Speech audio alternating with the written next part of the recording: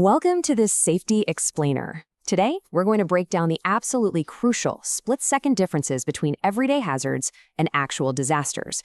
We're focusing on environments where a single lapse in judgment can literally change everything, specifically out there on busy UAE roads and inside high-paced industrial workshops. It's so easy to just go through our workday on autopilot. We kind of naturally assume that because nothing bad happened yesterday, nothing bad's going to happen today. But the reality? Accidents don't just magically materialize out of thin air. They're actually the result of a chain of events, a sequence of choices, and overlooked warnings in our environment. So in this explainer, we're going to dive deep into three foundational concepts of safety: the unsafe act, the unsafe condition, and the near miss. By understanding how these three elements interact in real life, you're going to be equipped to see your environment in a completely different and much safer light. I want you to picture this scene with me for a second. The sun is setting over a bustling UAE city road, casting these long shadows. A taxi driver who's just trying to finish up a long shift glances down at a mobile phone notification. In that exact same moment, a young child suddenly runs across the road. Just 1 second. That is literally all it takes. 1 second of distraction can freeze time, lead to a screeching halt, and change a life forever. Just 1 second. Man, that phrase really hits home, doesn't it? It emphasizes the sheer speed of disaster. We always think we have time to react, time to look back up, time to hit the brakes. But the stark reality of safety is that danger operates in milliseconds. So the question we really have to ask ourselves is this: does every single hazard inevitably become a tragedy, or is there a way to break that chain before that 1 second runs out? To answer that, here is our agenda for today. We'll start with number 1, the split-second impact. Then number 2, defining unsafe acts. Number 3, spotting unsafe conditions. Number 4, near miss, the final warning. And finally, number 5, report it, save a life. All right, let's jump right into section 1, the split-second impact. Does every hazard become an accident? And that leads us directly into section 2, defining unsafe acts, focusing on human error. So back to that question. Does every single moment of carelessness inevitably lead to a crash or an injury? Well, the short answer is no, which is incredibly fortunate for all of us. But here's the catch. This luck creates a really dangerous illusion because we get away with taking a shortcut once, twice, maybe 100 times. We start to actually believe that the hazard itself isn't dangerous. But the risk never disappeared. It was just waiting for the perfect alignment of bad timing. Most accidents don't just happen. They start with human error. An unsafe act is an active mistake you make yourself. And surprisingly, studies show that over 80% of all workplace accidents start precisely this way. Human negligence is the actual spark that ignites the danger. It's a choice, whether intentional or accidental, that deviates from recognized safe work practices. It's that conscious decision to bypass a safety protocol just to save a few minutes, or the unconscious slip of checking a text message while operating a heavy vehicle. It is entirely behavior-based. The environment might be perfectly safe, the tools might be in pristine condition, but the human element, that's what introduces the chaos. Consider the stark contrast we have here. Safe behavior means total compliance. Think of a worker in a modern workshop wearing their complete personal protective equipment: hard hat, high-visibility vest, the whole shebang. Or think of a driver with their seatbelt securely fastened, eyes locked on the road. But an unsafe act is the exact opposite of that. It's a worker using a heavy-duty metal grinder, sparks literally flying everywhere, but they aren't wearing safety goggles. It's a driver steering with one hand and texting with the other, completely disconnected from the heavy machinery they're piloting. The difference is staggering, yet people cross from the safe side to the unsafe side every single day, often without a second thought. And it's these unsafe acts that account for the vast majority of workplace and traffic incidents. Moving right along to section 3, spotting unsafe conditions, specifically workplace hazards. Now, what if you're doing everything right? What if you're wearing your PPE, following all the rules, and keeping your eyes glued to the task? Yet the danger is lurking in the background, completely outside of your immediate behavior. Well, that brings us to the unsafe condition. Unlike an unsafe act, which is all about what you do, an unsafe condition is about where you are. It's a dangerous setup in your physical environment that basically acts as a silent trap just waiting to be sprung. You didn't create the trap, but if you walk into it, the result is exactly the same as if you had made the mistake yourself.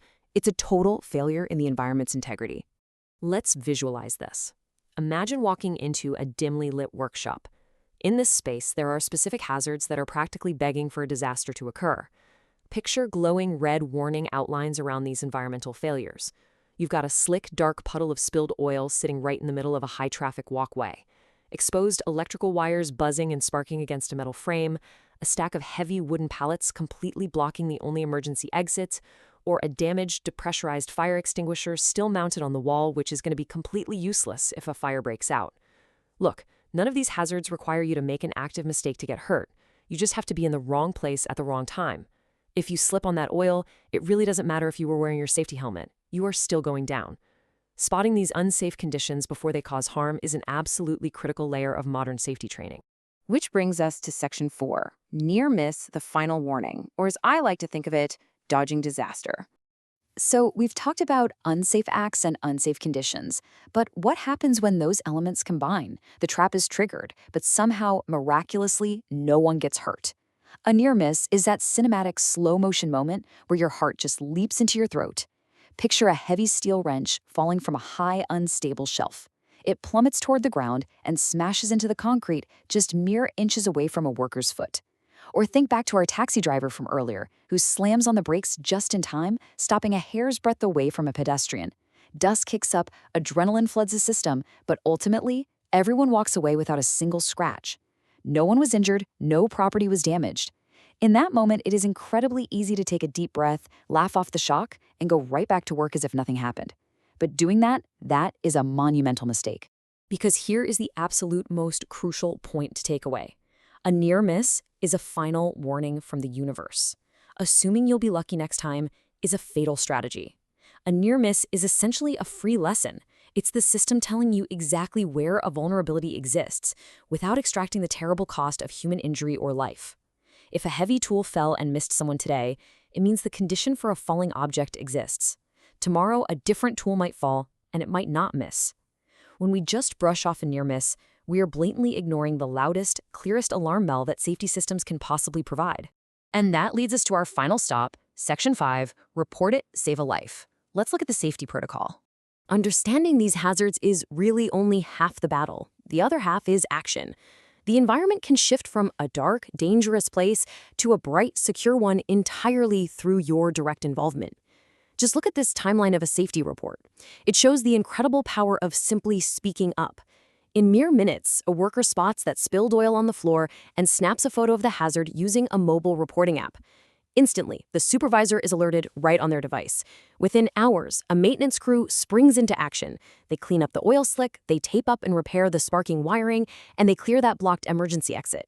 In a remarkably short window of time, the workplace is completely transformed from a hazard zone into a secure environment. The danger is neutralized.